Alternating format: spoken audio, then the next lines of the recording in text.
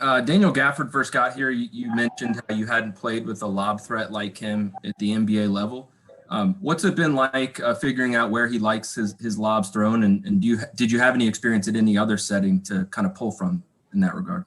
Not really. I didn't. I don't think in my whole life I've ever played with anybody I can throw a lob to.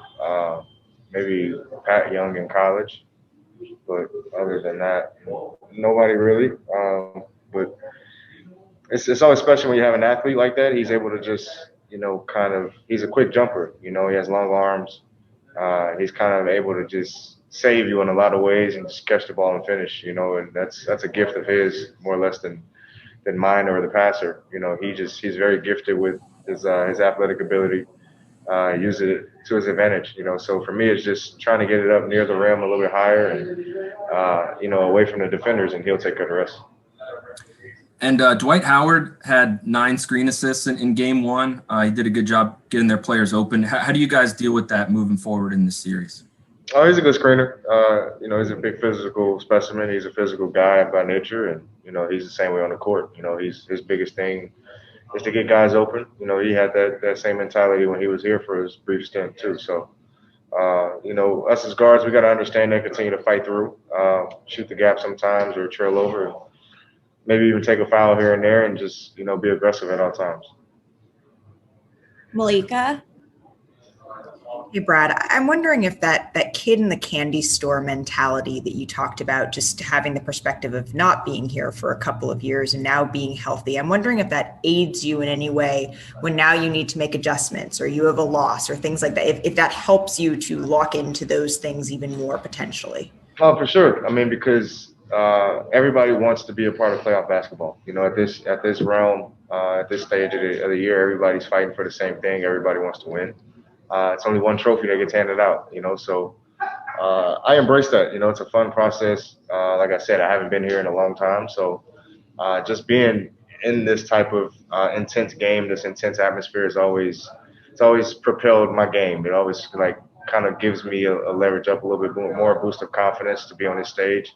And that's just something that we embrace. I definitely embrace it, and that's where the mentality comes from. So when it comes to making adjustments and everything like that, I'm able to be more locked in because I enjoy it. I embrace every single moment of the process. Is there anything that surprised you, or you're like, nah, this is like riding a bike? I know this is my element. No, this is I was like, this is where I belong. This is the type of basketball I need to be playing. This is the stage I want to be on. This is the stage we all deserve to be on, and that's something that I was happy about. And it's definitely an unbelievable feeling to be back on this platform, and hopefully we can continue to make noise. We got a big one tomorrow, and they never get easier, and I think that's another thing I love. They just get harder and harder, as you continue to play these teams. So, yeah, I'm looking forward to each and every game. Thank you. Yep. Scott? Hey, Brad, you guys have been going on like a torrid pace. I feel like the last couple of weeks, this team's been basically playing every other day, and having this extra day of rest going into game 2. How can that be beneficial for you guys? I mean, it's always beneficial. I mean, it's beneficial to everybody at this point of the year. I think for the last month and a half, we played every other day, and before this game, we actually had 2 days off, and now we have another 2 or 3 days off, and it's beneficial for sure. You're able to recoup, your body's able to heal and recover in the ways it needs to, and then on top of that, we're able to make our proper adjustments. Continue to watch film and see where we can get better as a team, where we can stop them. And it's been very beneficial for us for sure. We've been like I said, playing every other day, so it's always good to get extra days rest.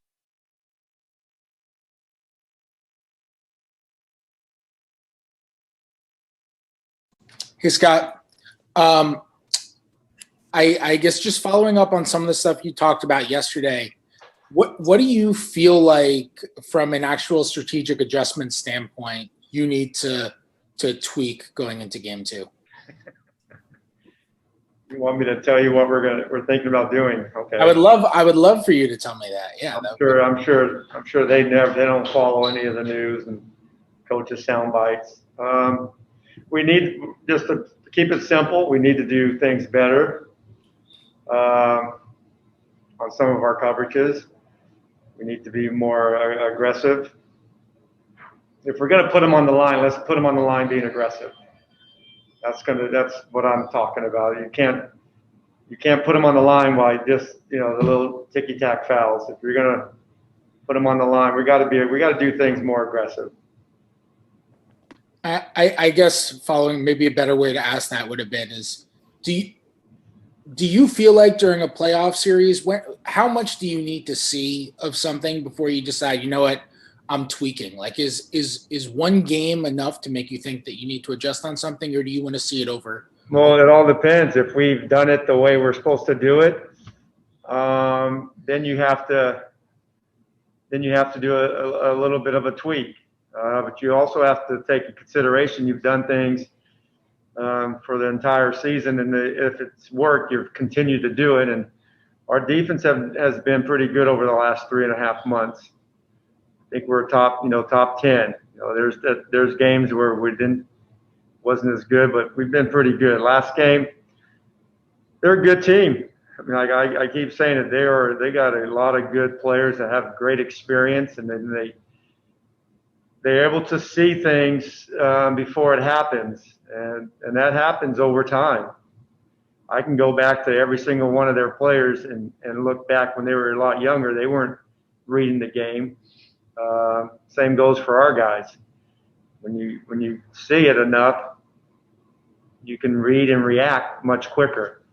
And our guys we're getting better, but we're not exactly where we need to be. But we'll make a few adjustments, and we'll see how it goes in game 2. We know we have to play better. We're not happy just to be in a couple possession game in the last couple of minutes of the game. We come into these games, we're putting everything we have into to get a win, and there's no difference from game to game adjustments.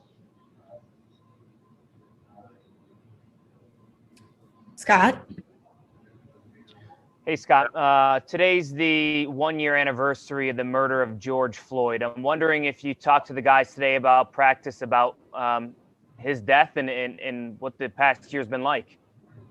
We haven't talked about it today, but we've talked about it enough throughout the year, and it wasn't a good day then. It's not a good day now, but I'm also, we need to be better.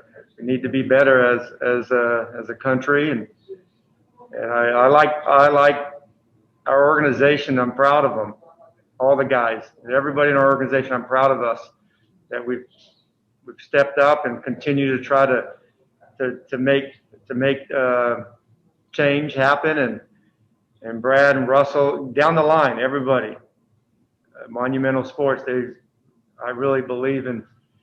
They believe in making a difference and changing. The social injustices it's unacceptable. It's unacceptable. We shouldn't be talking about it. There should be no debate on racial inequality. There should be no debate. It should not be even a discussion. And for us to have that discussion, that means we still have a lot of work to do.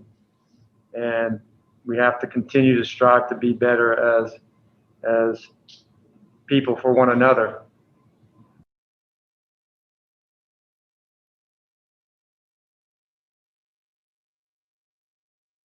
I want to welcome everybody to the Focus TV.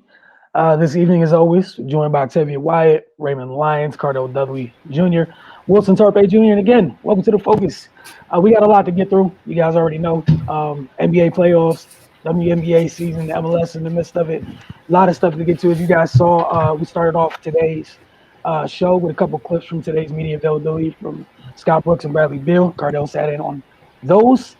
So we're going to get right to it with the Wizards. Ray, would ask you initially just your thoughts following game 1.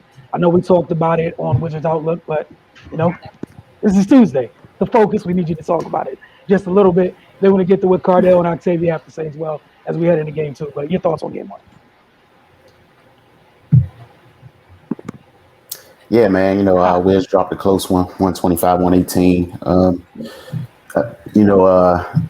Plain and simple, they need to take care of the basketball better. Brad and Russ, counted for 12 turnovers between them, and that's something we've talked about kind of all season. If anybody's been following the Wizards Outlook show, in those type of games, that's what it usually boils down to. The people with the ball in their hands the most can't religiously give it away to the other team, and that's what kind of cost them in game one. And and it's not only that they had the turnovers, is when they had them. Like they had a few down the stretch that that really cost the Wizards. But in terms of the game overall, the Wizards competed, man. They this one, it was within their grasp. They kind of got what they wanted early, got Embiid in some foul trouble. But Tobias Harris, man, he stepped up and he pretty much filled that void. So and then we saw what Embiid is capable of when he returned to the game. He closed them out, man. He had 30 points in 30 minutes. So, if they got to deal with him for only a little more than half the game, and that's the type of damage he did, then man, that's a tall task having to try to contend with him for his normal playing time. So that's something that's, I'm sure, has definitely been on their minds. Westbrook, man, he's got to be the Westbrook we all know and love. Cardale pointed out the loudest play he had was at the end of the game, where on a controversial call when he stepped out of bounds. That can't be the most impactful thing Russell Westbrook does if the Wizards want a chance. It's not, he didn't play a bad game.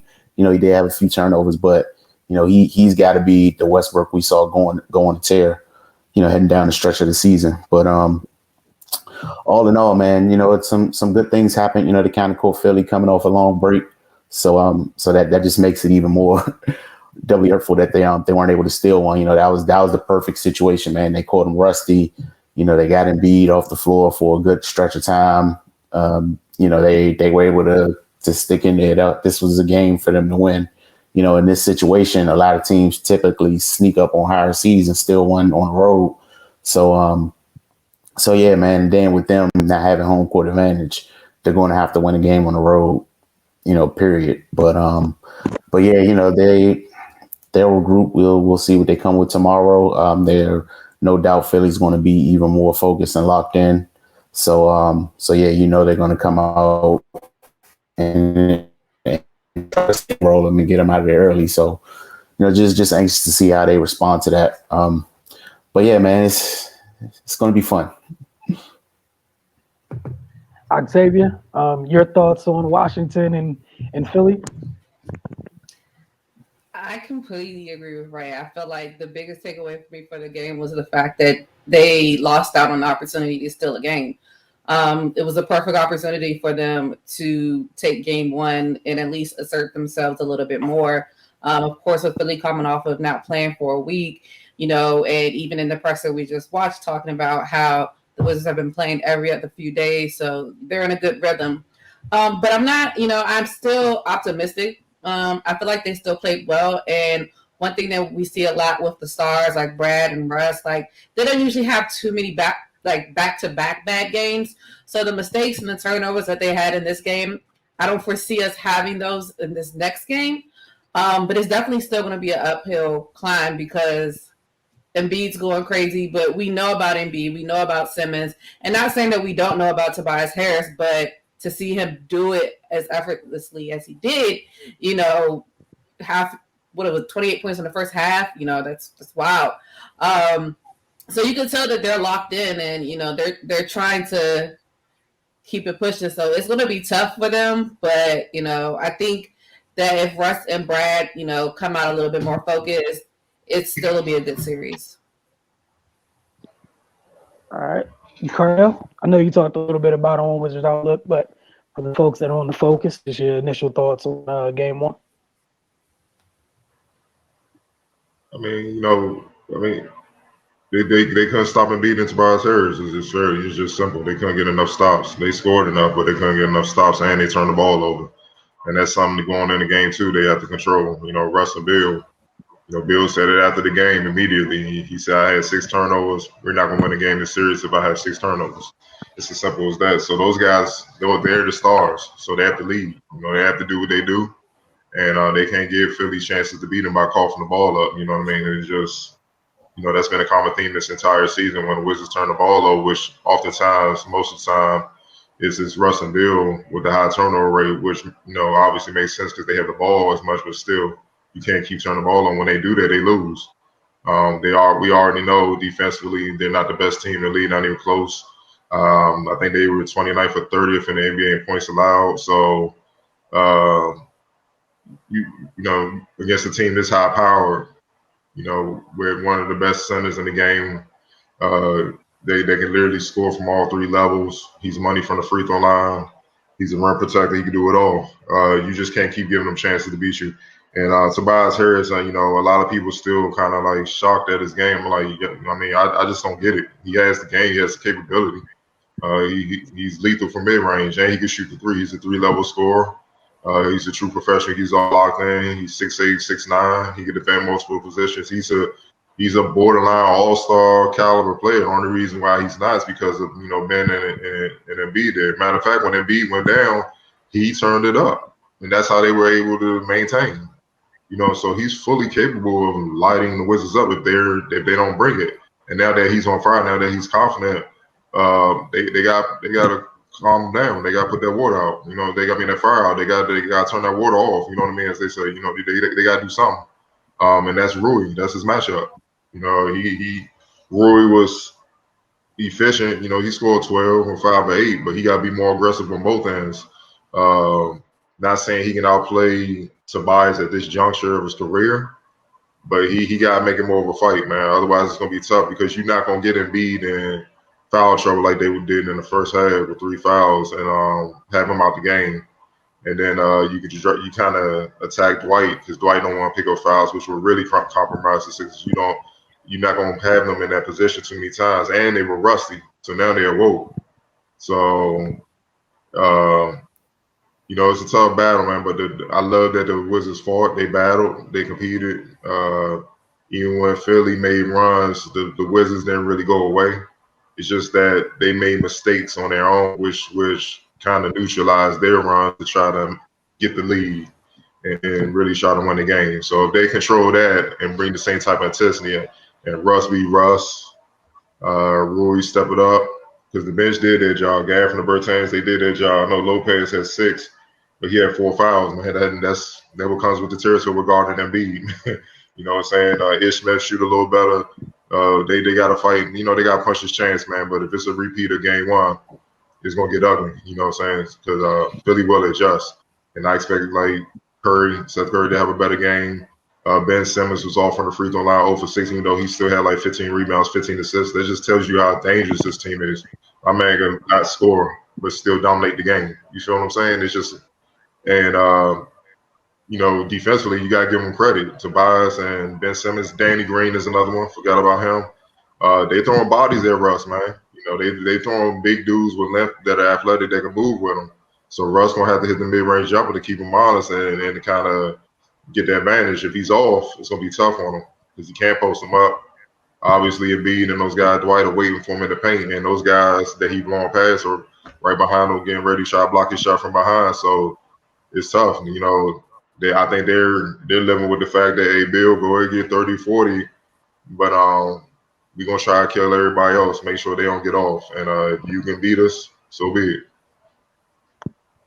All right. Feel like you already got there with things they need to focus on for game 2. So, Rain, Octavia, just quick things. Anything you guys want to add? You feel like Cardell held y'all down with going into game 2, which is tomorrow night, by the way. I think it's 8 p.m. One of y'all correct me if I'm wrong. I think it's 8 p.m.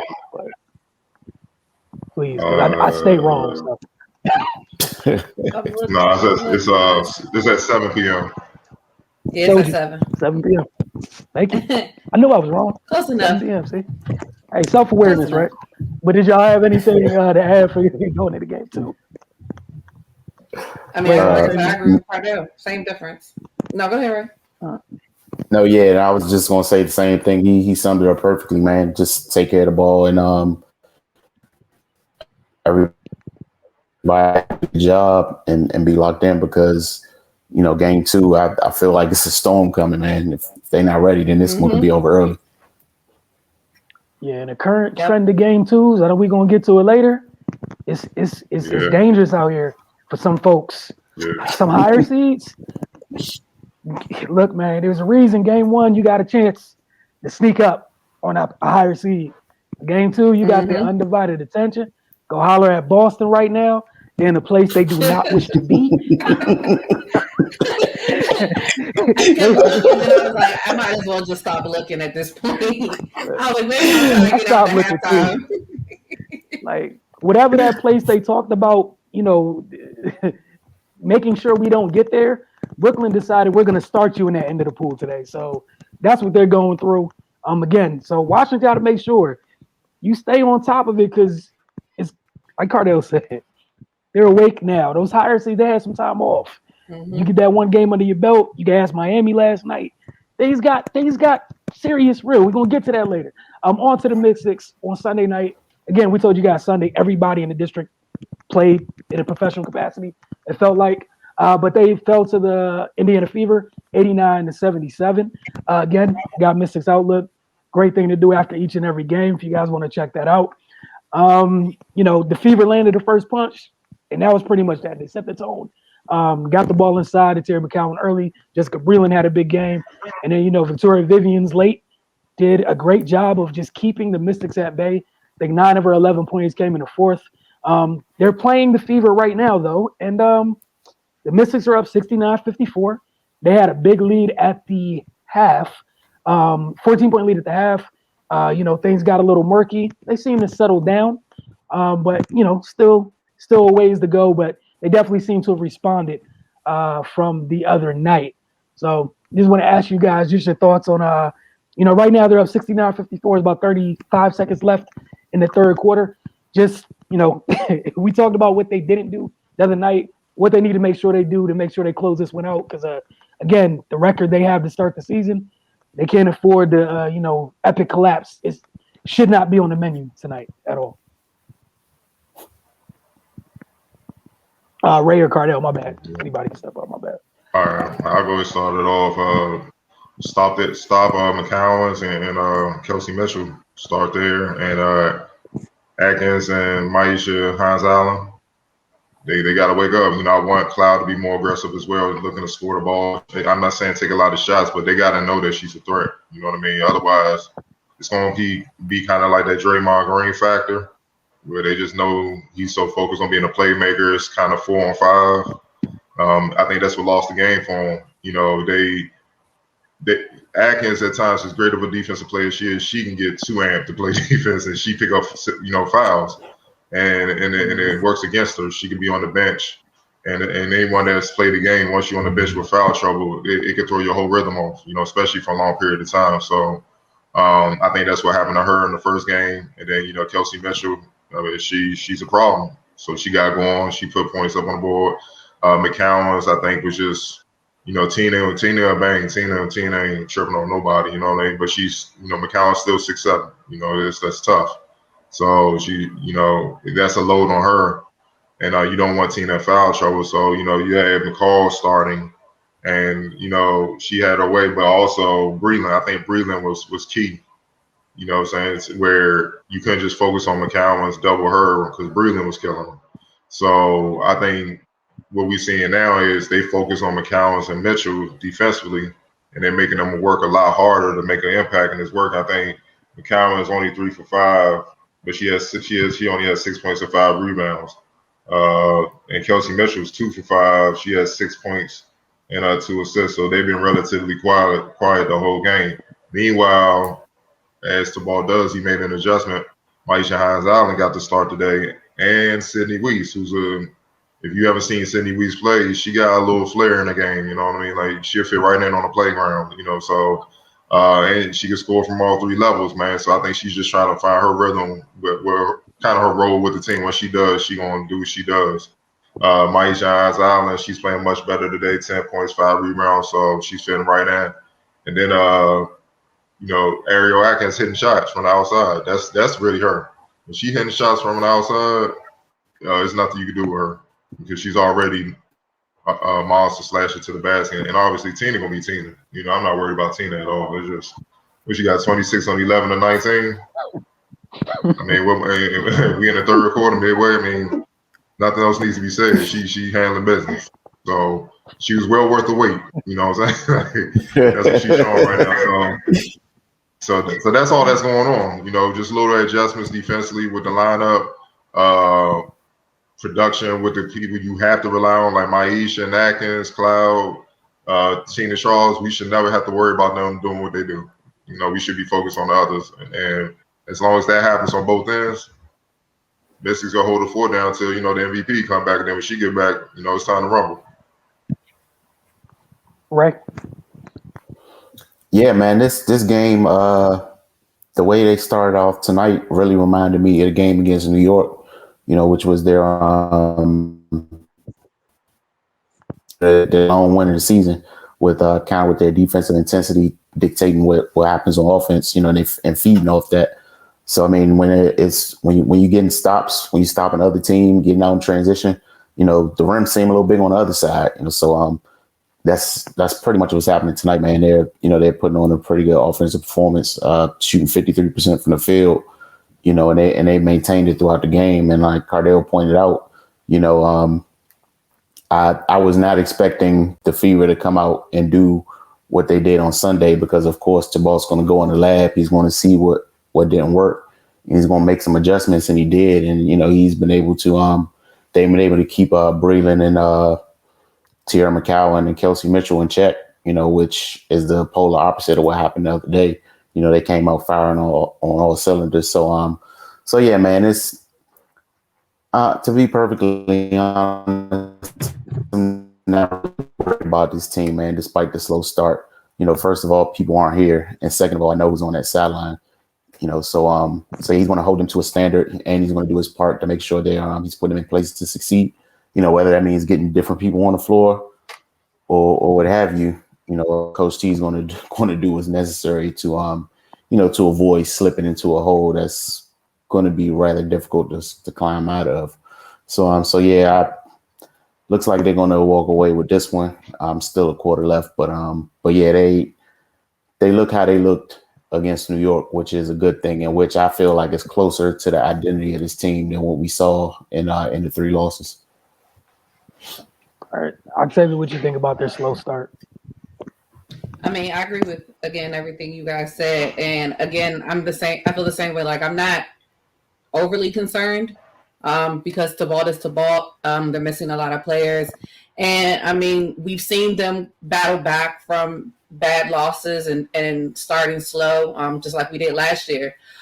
So I'm not too worried because Thibault makes adjustments like you both have pointed out already. And I still think they're getting their footing. You know, I still think they're getting used to each other, getting, you know, back on a good rhythm, for lack of a better term. So like Cardell said, as long as they can hold down the fort until the MVP gets back and the other players that they're missing gets back, I still have hope. And I think, you know, they'll be all right.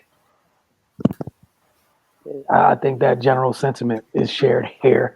We're going to take our first break. When we get back, little DC United, some 9-4-50. We're going to get into the NBA playoff discussion as a whole. I'm sorry for the spoiler alert about how game 2s are going for some teams. We're going to delve into that just a little bit more later on. And we still got some time for rapid fire. You're watching Focus TV. We will be right back.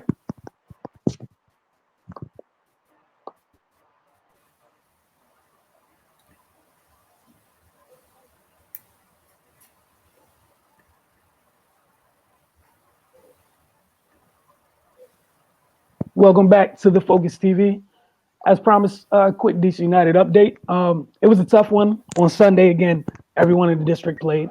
Tough one for the Black and Red as they fell to the visiting Philadelphia Union 1-0.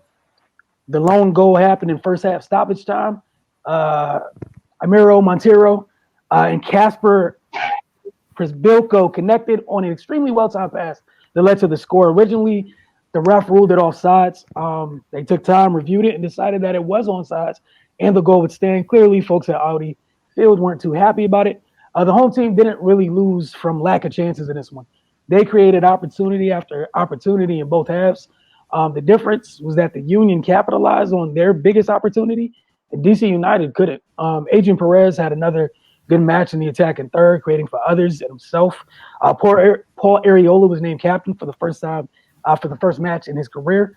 And he also continued to provide quality, also played a longer stint of minutes than he did in the past match. So it was good to see him continuing to build upon his fitness levels. It was just tough because they had some really quality opportunities in the second half. But shout out to the Union's keeper, Andre Blake, did a great job. He did, I think his best save might have been on a shot from Paredes. Like I want to say like around the 70th minute, the youngster settled the ball, put it on his right foot, and unleashed a curling ball that he was trying to dip right underneath the crossbar. But Blake flashed that athleticism and punched it over the woodwork and kept the clean sheet. Philadelphia's coach Jim Curtin had this to say following the match about Hernan Losada and his team. If they play like that consistently, I think they'll get on the right end of results. Losada was asked if he was worried about the team since after this loss they're now 2-5. His response: "I would be worried if we didn't create the opportunities. I would be worried if I didn't see the shots on target. I would be worried if our players were tired." All in all, I think you guys can take from that. He's not worried. The only thing he's worried about is just the opportunities haven't been capitalized on. But he's cool with what's happening thus far. Obviously, we told you guys beginning of the year when he got there, kind of the team trying to match his demands from a fitness standpoint, and they're doing a good job with that. They're doing better with it. They're also getting a little bit more healthier.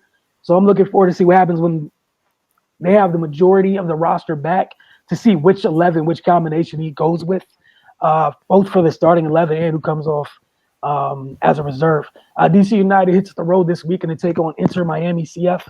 That's their last game before the international break. As for the 9-4-50 breakdown, Jamal Hayward this week, it's really simple. Screen options. Again, just the screen option.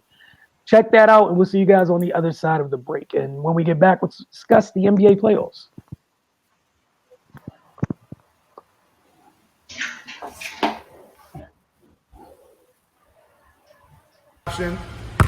That's good for smaller guards, bigger guards, as well as wings. If you watch Joe Ingles, he uses this a lot. That's the screen right here. I'm going to start off going to my left.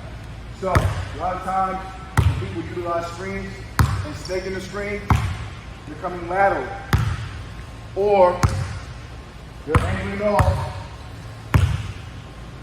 towards the nail or the elbow. So this option is going to come uphill for a possible shot or a switch to the big. Now the key to this is my left foot. Once I'm coming off this screen here low, playing this left foot, come back uphill, shot. So here it is live. I can use any move to set up the defender here.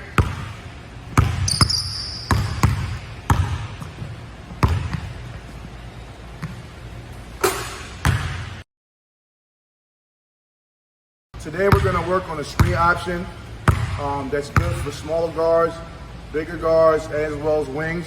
If you watch Joe Ingles, he uses this a lot. That's the screen right here. I'm going to start off going to my left.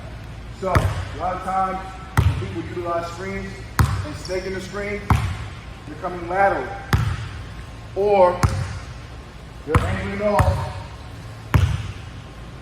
towards the nail or the elbow. So this option is going to come uphill for a possible shot or a switch to the big. Now the key to this is my left foot. Once I'm coming off this screen here low, playing this left foot, come back uphill, shot. So here it is live. I can use any move to set up the defender here.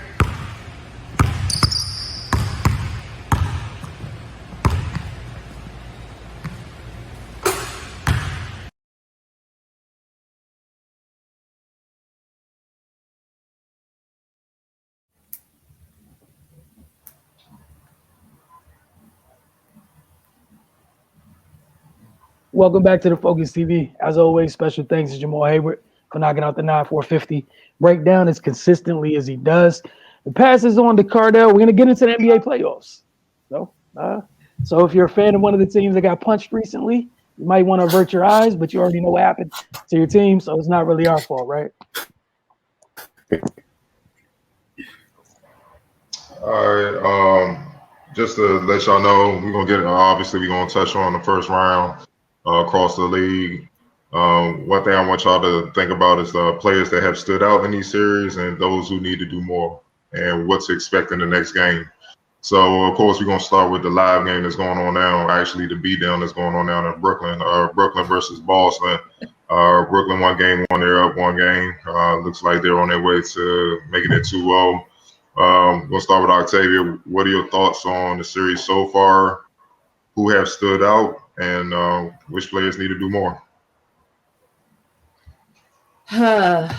Jesus. I'm not surprised. Number one, I thought the Celtics ended quote unquote on a good note for the end of their season, technically, but the way I'm just saying because when they played against the Wizards to get it out of the play-in tournament, but we all knew what it was going to be when they played against the Nets.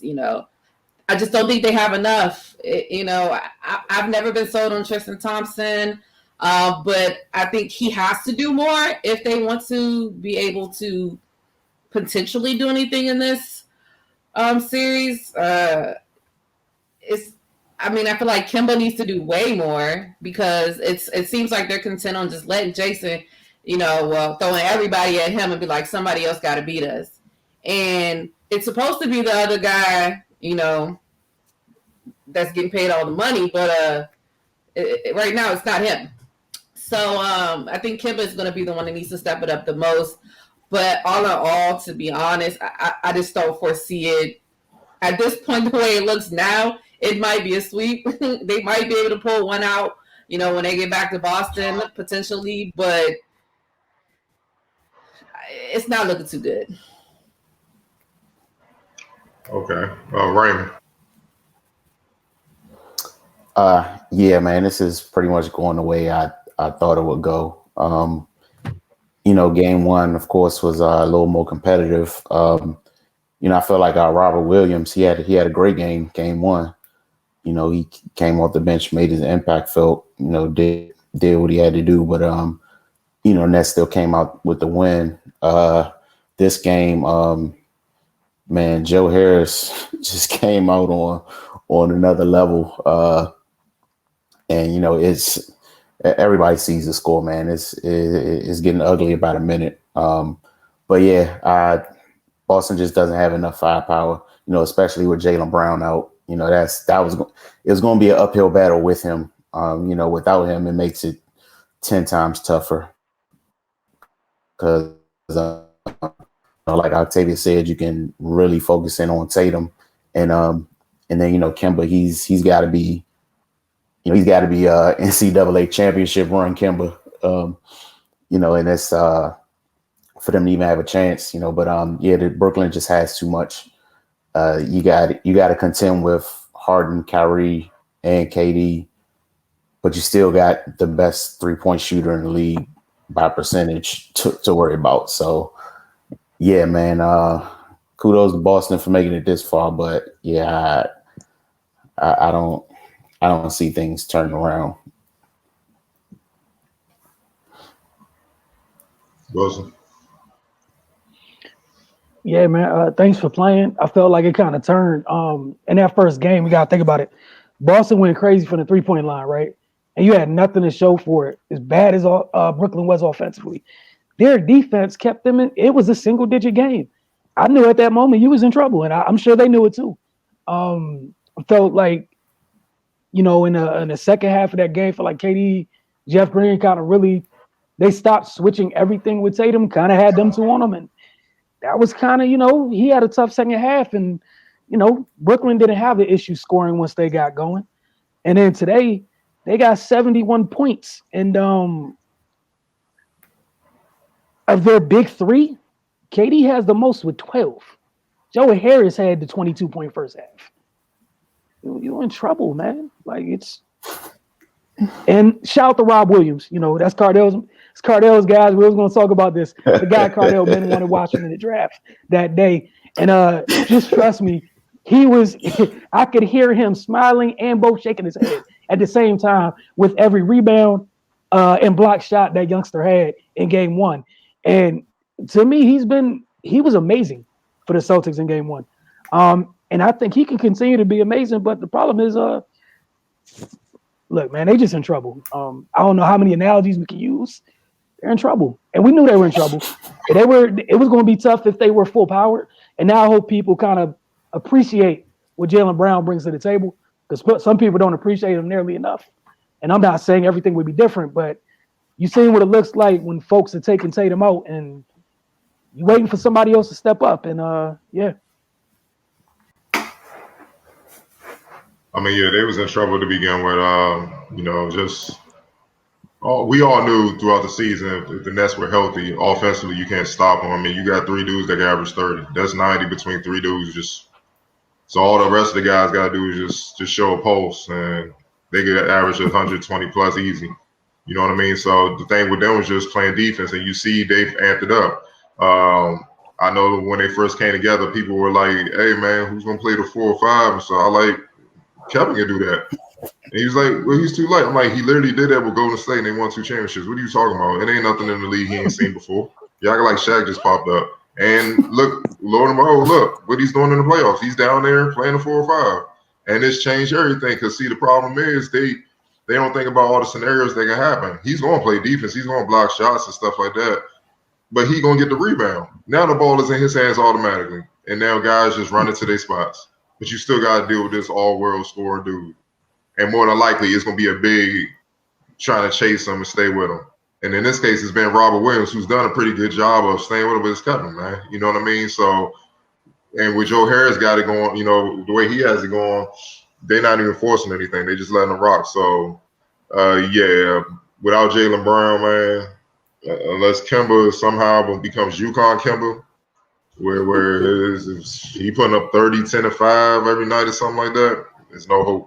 You know, because even Tatum, we talking about Tatum, they throwing everybody at Tatum. He 2 for 10. Yeah. So Yeah. I mean, this one's a wrap. We see you in Boston. Yeah, I don't think UConn can become back. Yeah. So they said, "Hey man, he ain't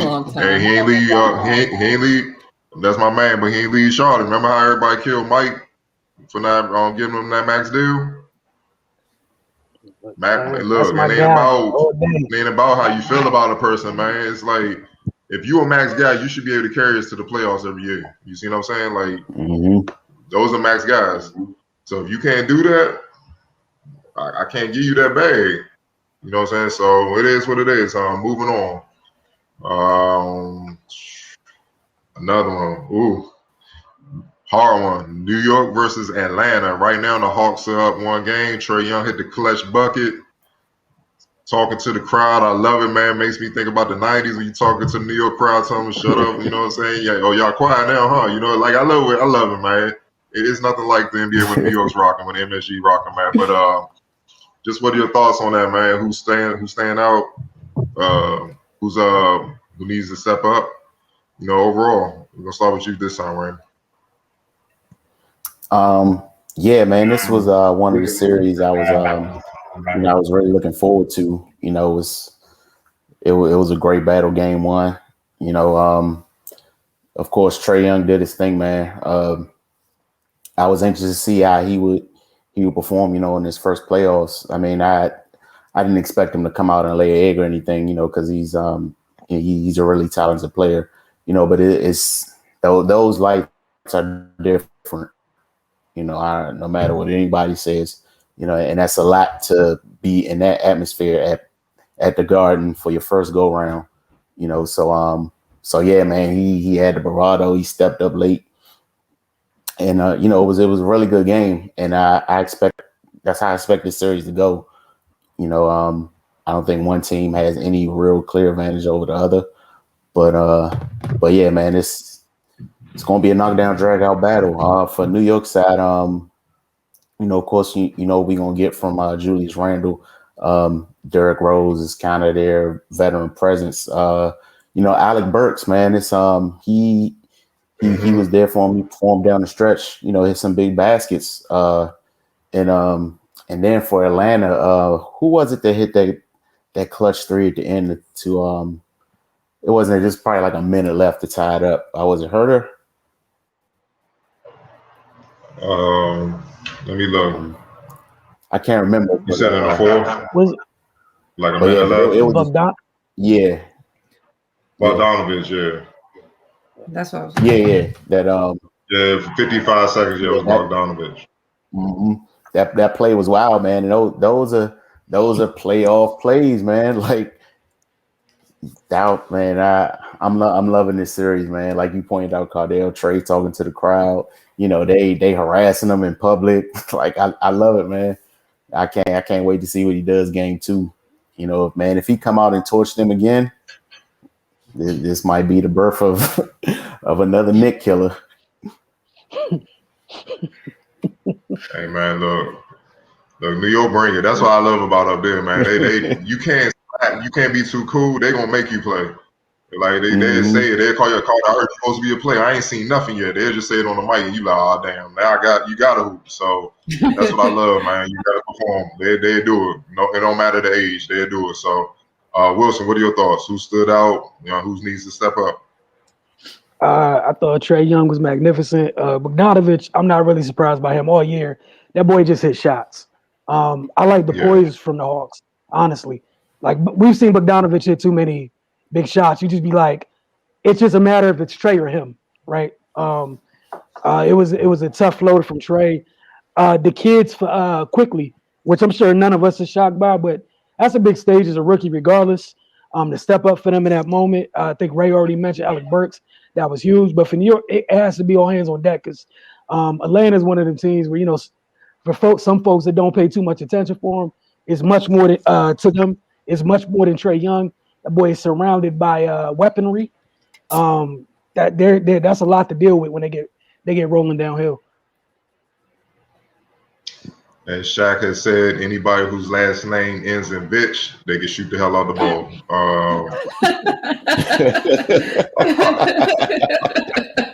That's the rule. So I ain't met one yet. They can't shoot. So Octavia, what are your thoughts? Who's standing out, and then who needs to step up? I mean, that's hilarious. Shaq is always right.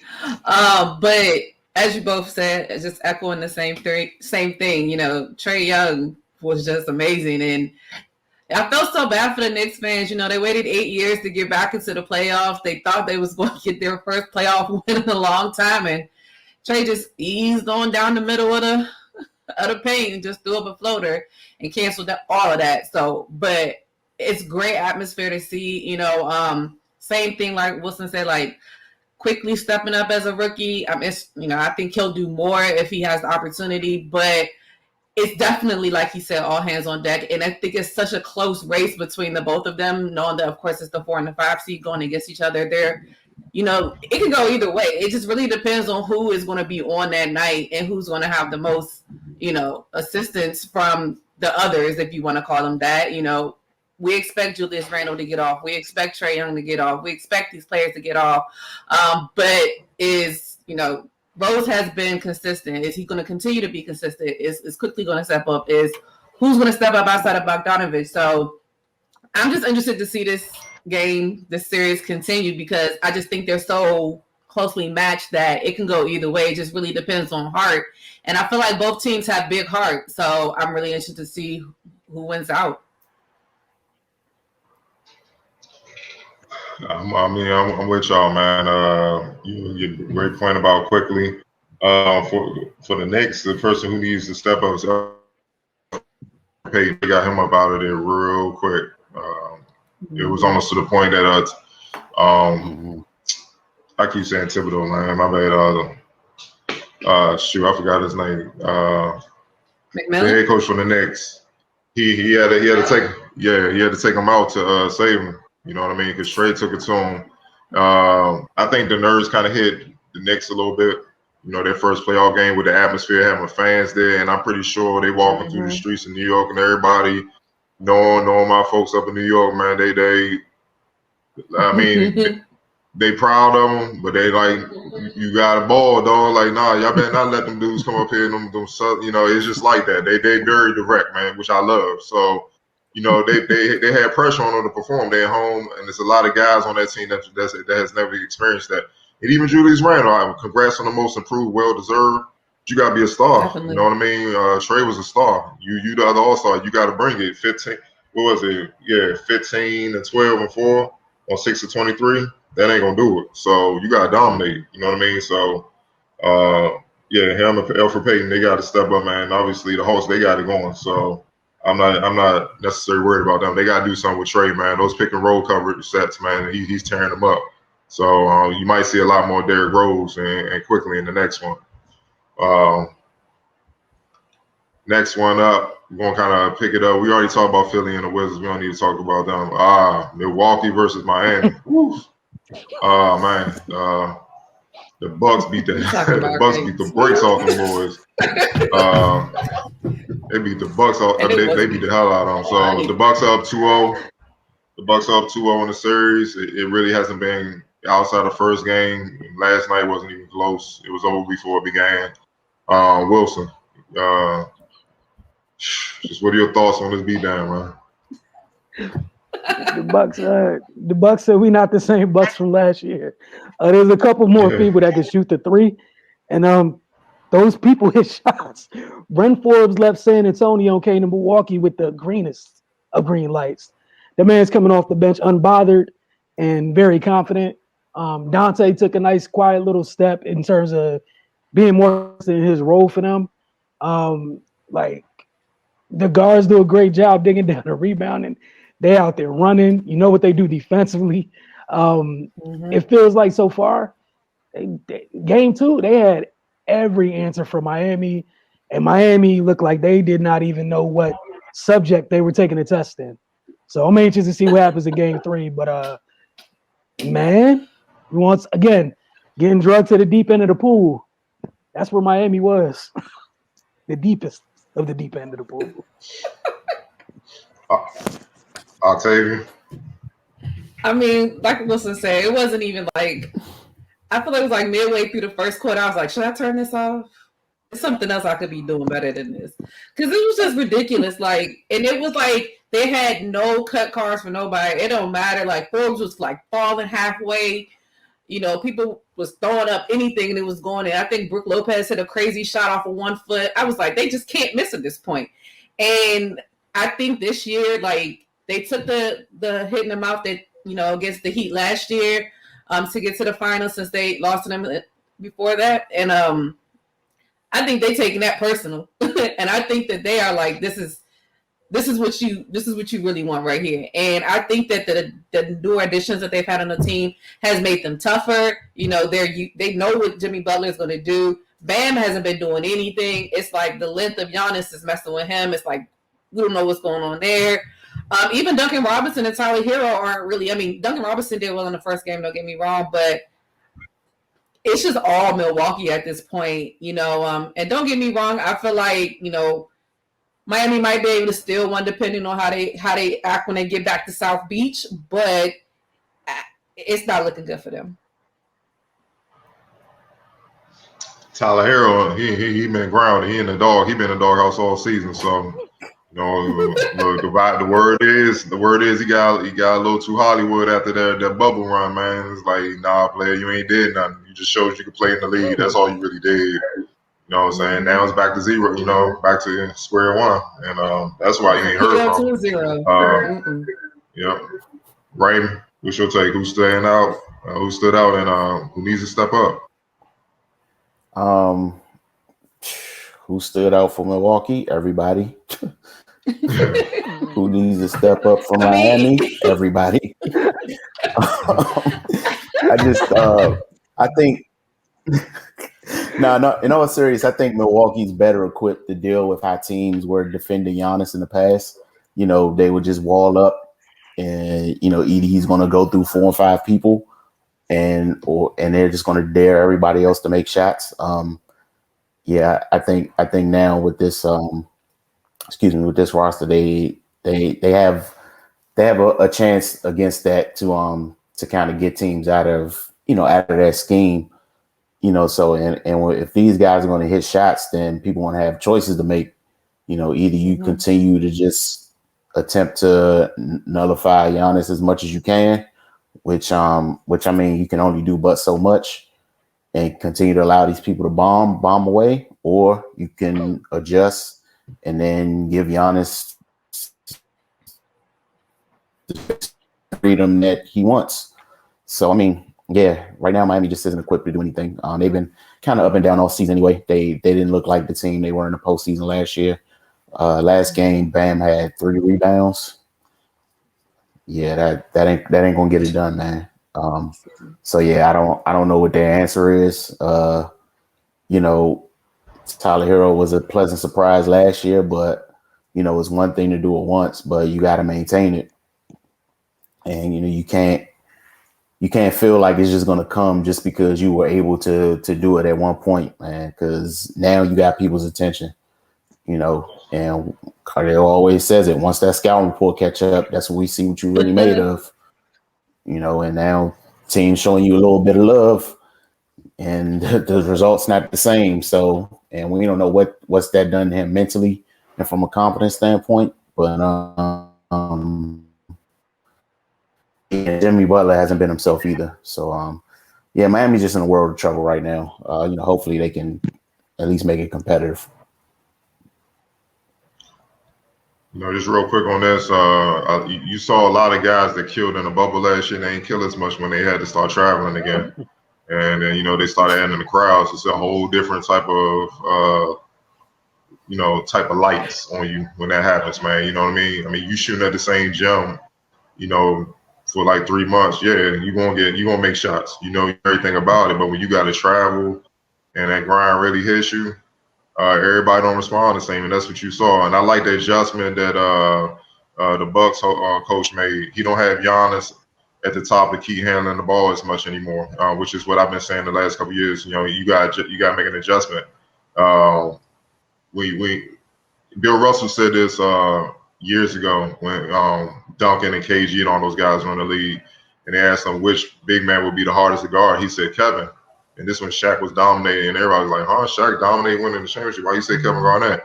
And he was like, "I know where Shaq gonna be." He said, "Kevin, I don't know where he gonna be. He might be running point. He might be on the wing. He might be on the block. He might be at the elbow. I gotta find him first, and then I got to deal with him. You know what I mean? And that's where Giannis is. You see what I'm saying? And big men are not used to having to look for guys. That's a guards deal. Big men just run basket to basket and wait for you in the paint.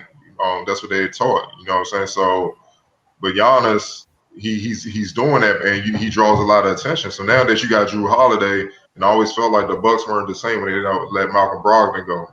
And him and Drew Holiday are similar players, except Drew Holiday is more dynamic, more athletic, but they got the same type of impact, all around impact, defense and offense and facilitating wise.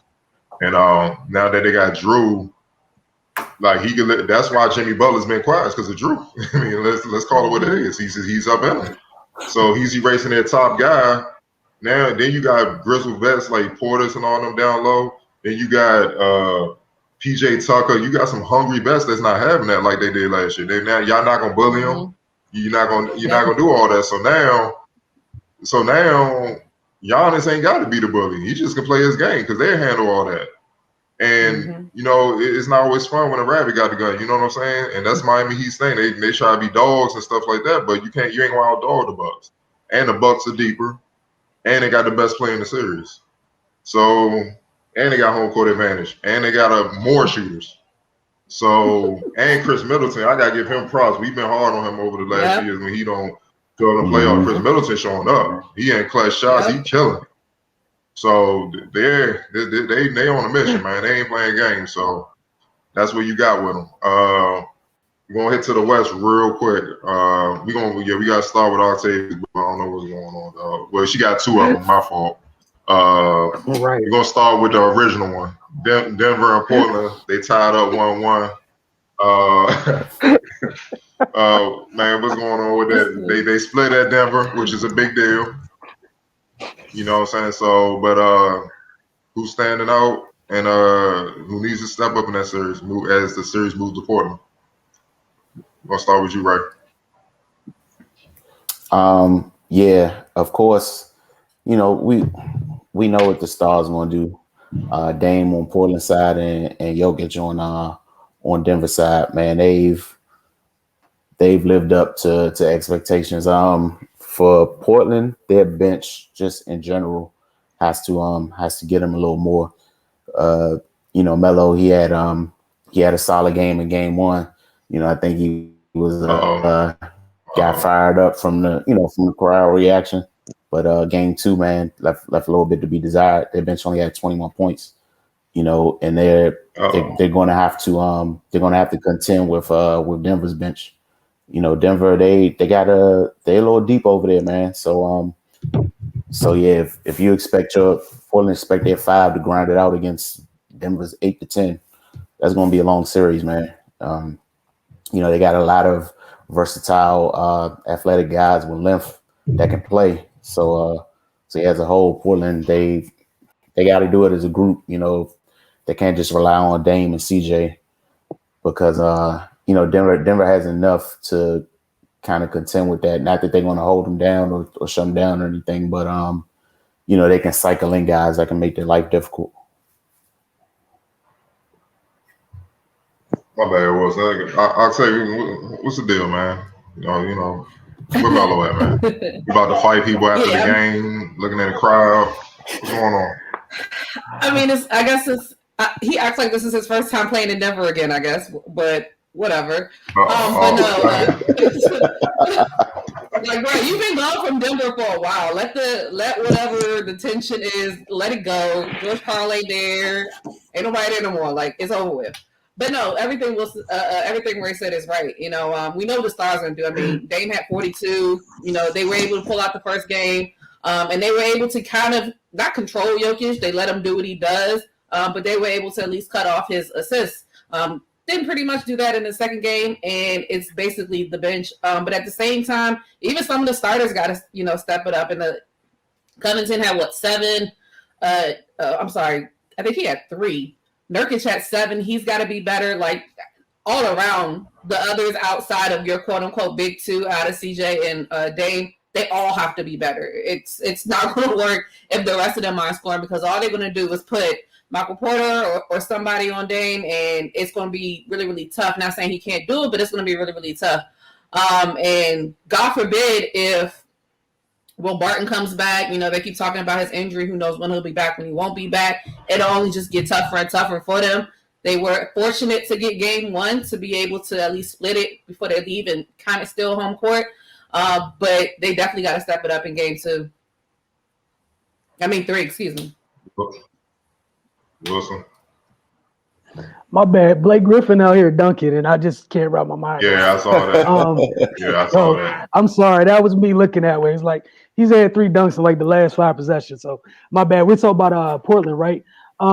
Somebody needs to help Dame. Please, maybe, finally. Outside of Nurk. Nurk, bless his heart, he be doing everything he can. And I feel so bad for him because every time he come off the court, bad stuff happens. He's just like, man, can't you play the whole game? No, it's impossible for him. He already got a guard yoke. Like, it's tough for Nurk. CJ, like, I know there's other ancillary pieces. That dude almost had like 30 and a half last night. Bro, you gotta, you know what I'm saying? Like, people talk about y'all being one of the better backcourts and whatnot. So, looking at you, sir, like, I need you to at least match your homie's output or help him some way, fashion, or form. It's not enough. So that's where my sights are at. I'm not messing with the Melo thing because I don't want any smoke with Octavia. So hey, no smoke over here at all. Tell the truth. Tell the truth, shame the devil. Ain't no smoke over there about that. He playing like garbage. Dame and Nurk need help. Like, my bag got to step up. I ain't having that. Here we go. I don't ride for no loser. Like, what is this? Oh man, she sounds like Vanessa Brown here. It's about championships. It's about championships.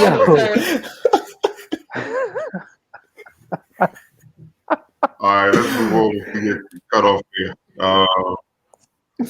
We're gonna go to her new boo. If Melo don't turn it around, Utah, Memphis. Memphis stole one in Utah. They up 1-0. Ja not having it. Ja been on one, so looking like a giant killer right now.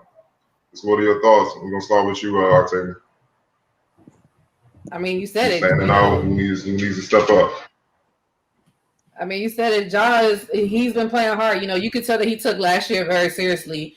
losing in the play-in tournament or whatever they wanted to call it in the bubble last year. He took that to heart, and you could tell that he not playing no games. He's taking what they're giving him. Y'all gonna let me shoot and think I can't shoot? I'm gonna shoot.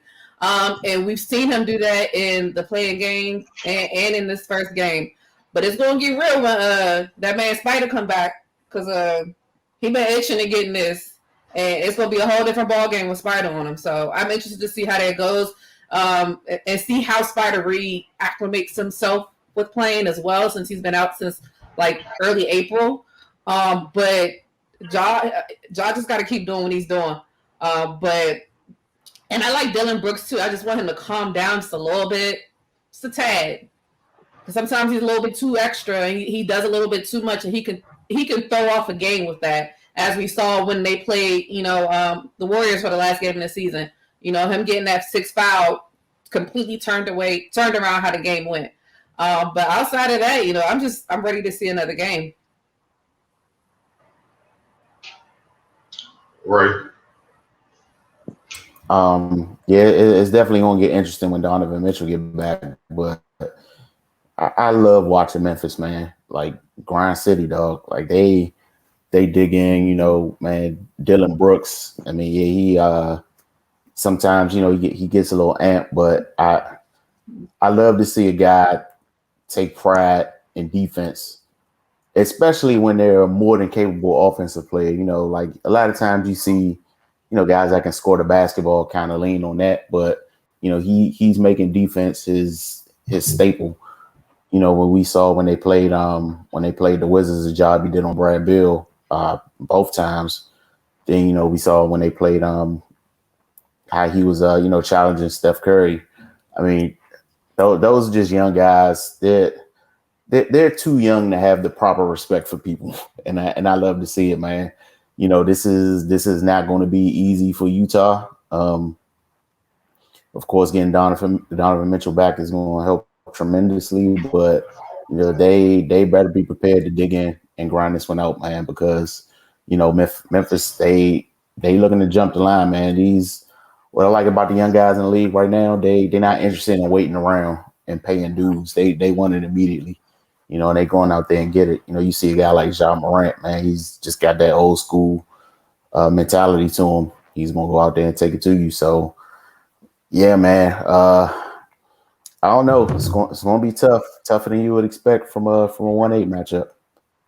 Mm-hmm. Wilson. Yeah, I like the Grizz in this one, whether Donovan comes back or not. I just think they're just tougher.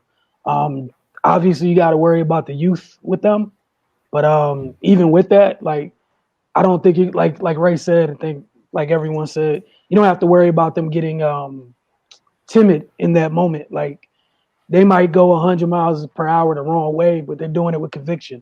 I think if they can keep Jaren Jackson healthy the whole series, I think that combination of him and Vooch is going to just wear out. It's just going to cause trouble for Utah's front line. Like that's a lot to deal with both of them out there. I know Vooch, not Vooch, Valanciunas doesn't get enough credit, but he's a whole problem to deal with.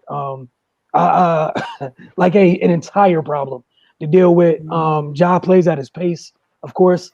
Love the surrounding pieces. Just a whole bunch of tough-minded dudes that aren't scared of the moment. So yeah, I'm not really too shocked by that. Yeah, right now the only thing I think they could beat the Grizzlies is experience. But to me, they're the more talented team, a tougher team. I don't think they understand how big the Grizzlies are. Valanciunas is 7'7" Jaren Jackson is 6'11", Kyle Anderson is 6'9", Dylan Brooks is 6'7". Then you got Ja 6'3", 6'4". On the opposite side for starters, Royce O'Neal is starting at the power forward. He's 6'4". Bogdanovich is 6'7" at the 3. Then you got Mike Conley. We all know 6'1". Then you got Joe Ingles, 6'8", who's another wing player. Obviously, Royce O'Neal won't be starting, but Donovan Mitchell is only 6'2", 6'3" him as well.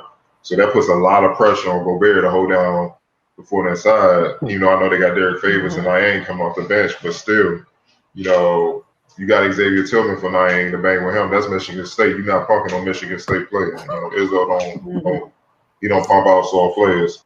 You know what I mean? So Valanciunas and Gobert gonna go at it.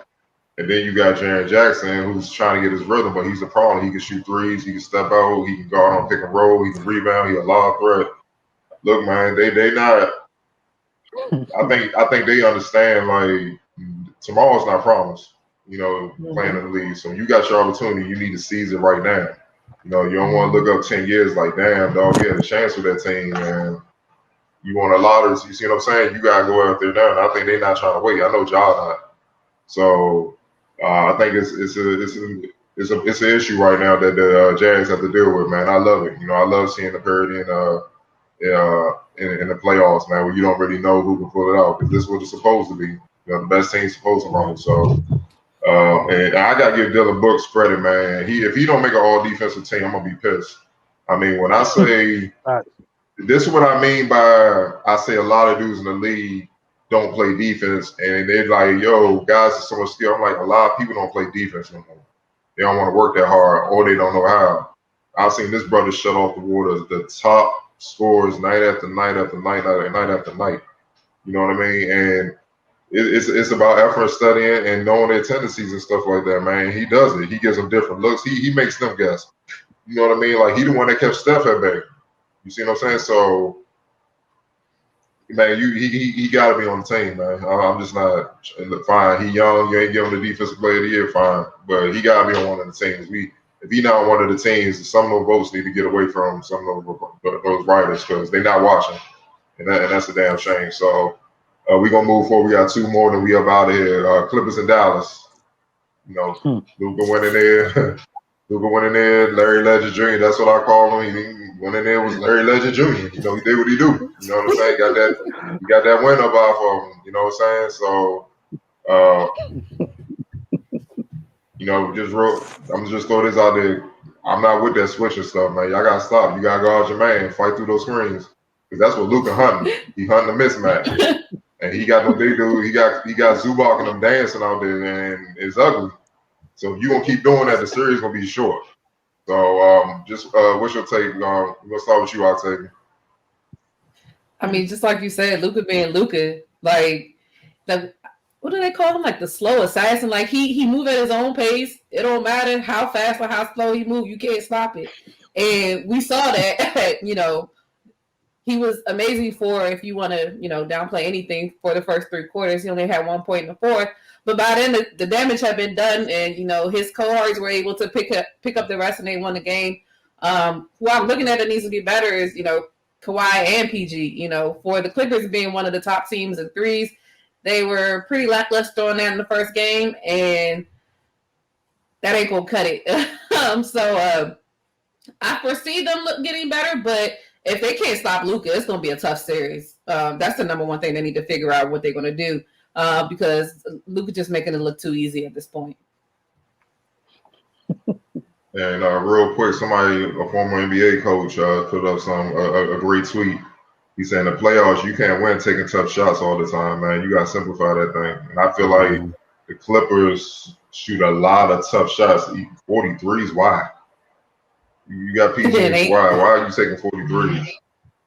It's unnecessary, man. Like, thank you. So you make tough shots, man. It look pretty when they go in, but why don't you simplify, get to your spots, and just hit that, but that's what Ty Lue talked to them about. Ray, we're gonna go to you. Yeah, they got to deal with Luka, man. Like, you got 2 elite perimeter defenders. Use them. Like, don't, like you said, Cardell, stop all that switching. Show that man the full attention and respect he has earned, because he won't make you pay. They Pat Beverly's supposed to be the irritant, but you saw what he did to him. He ain't play around with him. He put that big body on him and pushed him under the basket and got an and one, yelled in his face. Like, that dude is out for blood, man. They're gonna have to deal with that. The Clippers, man, they got to stop acting like they've already got it done. Like, Kawhi is the only person on that team, and Rondo now with with a championship on their resume. And Ibaka. But yeah, man, they like Kawhi dunked on somebody and Keith and Paul George screamed for him. Like, dude, win the game first. Like y'all got a lot to make up for, man, because that nonsense last year, and now you're back against the wall again, and y'all was talking all that King LA stuff. Buddy. If y'all don't get out this series, you better social media and never go out in public because it's gonna be bad. Yeah, it's gonna be real bad, man. So they got some promises to fulfill. That's all I'm gonna say about that. Welcome. Somebody didn't re-up with the rest of y'all. That same person is one of the few guys, like Ray mentioned, that already has a chip. That guy's not tied to this if this don't go right. They can leave. The rest of y'all, you're gonna be there, and if you don't get it done, there's no hiding from it. And this goes for him too. But like you guys said, you got two elite defenders, right? It's something really simple, man. You two take turns turning his water off. He literally showed you that the rest, like he looked at the rest of your roster and was like, too easy. He's begging y'all to come cut the water off. So, until y'all answer his challenge, I'm interested to see if you guys win this series or not. But somebody should want to go over there and cut that boy water off. Otherwise, he's gonna keep picking on Pat Bev, Batum, all of them. All of them. Yeah, see? All of them. All of them. My bad. He upped up Pat Bear on that little no-look jump. I was like, God, yeah, Pat Bear running the show. He cold, man. Nah, he cold, man. Look, I ain't calling nobody Larry Legend for nothing, man. That my cold, boy. Like, yeah, they gotta do something, man. Like, cause this young ain't gonna make it. And Porzingis healthy too, and it ain't gonna go like they think. So, last one. This should be fun. This should be very entertaining. Oh boy. Yeah. I plead the fifth. Phoenix Suns and Lakers. Man, Suns took that one 1-0. Yeah, it's a lot of theatrics with that. Yeah, we're gonna start with you, Wilson, since you say you take the fifth. The judge says that ain't gonna fly. You gotta talk. My bad. I should have just kept my mic on mute right there. One of the few times. Yeah, I'm not too shocked about this one, man. Look, I know people don't want to hear it, but Phoenix got a better roster. So they play together as well. I know that LA is really top heavy. You got those two special guys, and that's great and all. But Ayton had 21 and 16 and missed one shot from the floor. So this is one of those, like, this is the thing with AD, and this is one of the reasons why everybody went crazy, last year, like one of the greatest Laker big men. He's looking up at all of them. That doesn't happen to those dudes. That's a baby that had 21 and 16 and missed one shot and had you taking jumpers. Like, I don't want to be in the paint. Sir, same way, like, and this is the thing, like, he won a championship last year, so I guess he's not going to get it as bad as like PG, but y'all got some similar things that are really weird to me. Y'all need to fix them. This on y'all. Y'all need to figure this out. Because if you're a non-factor in this series, or if DeAndre Ayton plays you even, y'all lose this series. So if you don't dominate that matchup, bro, y'all gonna end up in the same place the Celtics are. That's all I got. I have nothing else, sir. I'm sorry. That's it. All right, I'll tell you.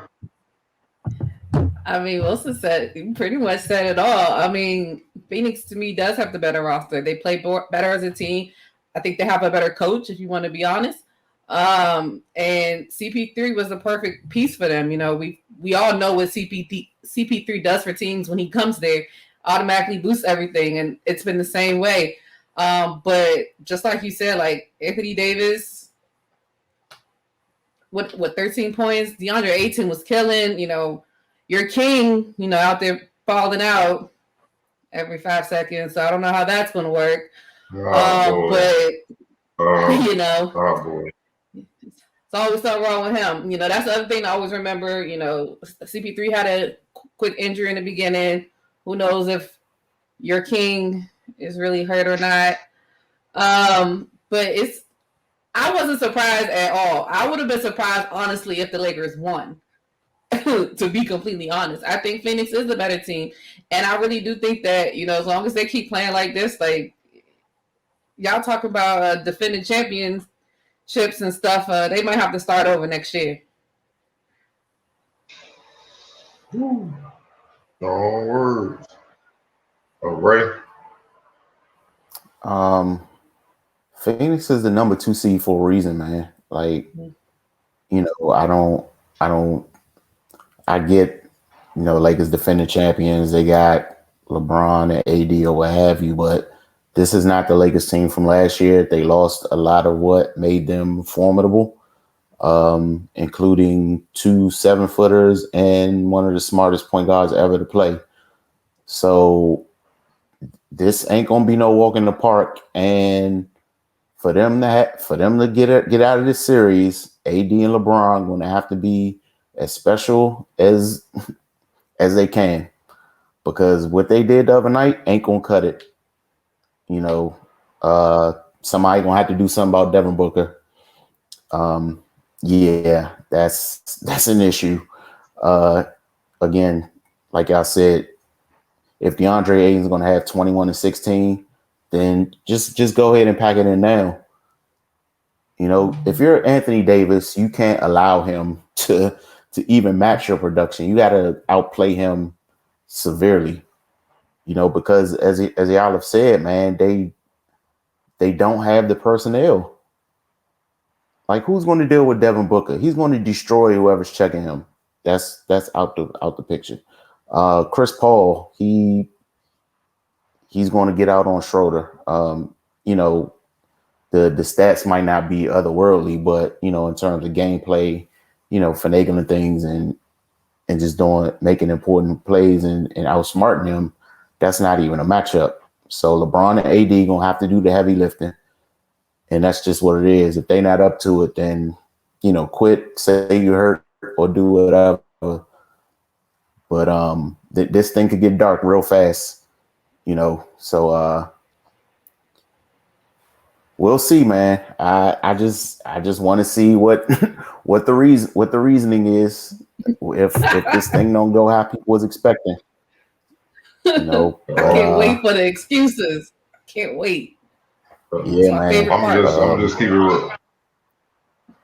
I'm gonna keep it quick. Three things. Nobody on the Lakers can guard Devin Booker.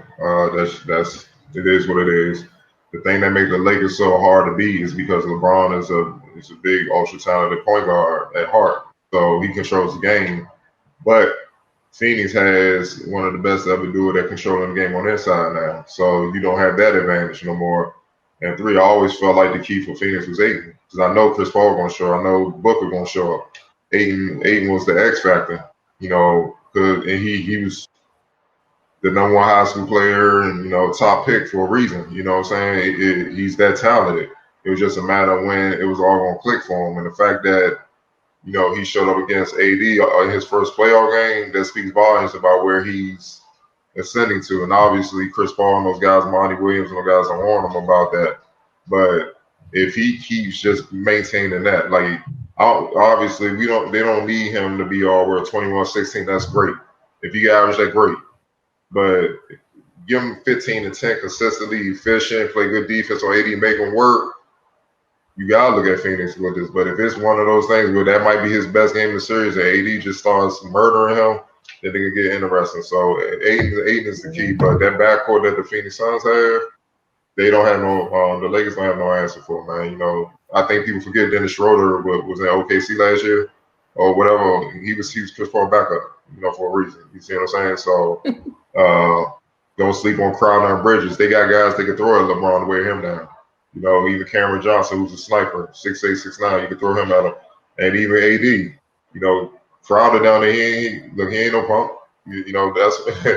I mean, Chris Paul is the reason why Crowder's not still in Utah. He got him, he got him in Phoenix.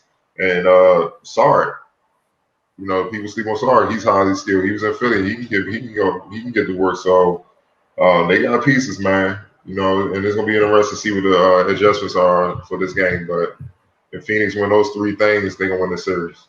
Oh boy, not the Oscar. Oh, he looks so hurt. He said not the Oscar. Oh my goodness. Hey, I want to thank y'all for hanging with us tonight. Don't forget, with the Wizards and the Mystics going on, we got Wizards and Mystics Outlook following the conclusion of each and every one of the games, give or take 30 minutes to an hour or so, just in case, press post-game obligations or whatnot. The memes for that first game, the internet, you guys Oh outdid boy. yourself. The Oscar clips, top-notch work. Yeah. I'm interested to see if any memes come from this evening's game. That's it. Thank y'all for hanging with us here at the Focus TV. Go ahead, Cardell. My bad. One more thing. How Porzingis get fined at? Go ahead. Sir, we're trying to not get fined on this program. We want to thank y'all for hanging with us. We'll see y'all next week on the Focus TV. And maybe we'll have an answers about the interesting rules that changes depending on who's involved and where they were and who they were with. On this, only on in the NBA, where you can do what you want depending on who you are. Y'all have a great night. We'll see y'all soon.